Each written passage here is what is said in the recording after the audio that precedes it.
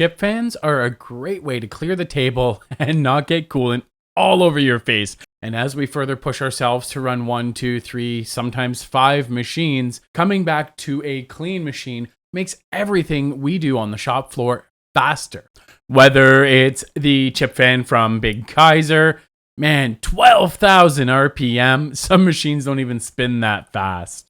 Or the Lang fan, it always looks so much fancier on a 5-axis. They help make sure when we get back to the machine that the machine is clean and ready to go. You don't have to worry about cutting your hands on the chips. You don't have to worry about covering your face full of coolant or getting it down the edge of your coveralls. And it's a great way to have yourself going through the workflow, pulling out one more thing that's kind of an irritant. I focus on the 5% of your business, which is your tooling and your consumables, so that you can focus on the 95% of your business, apply your genius, and support your customers and all of your employees. Until next time, keep your spindles turning and earning.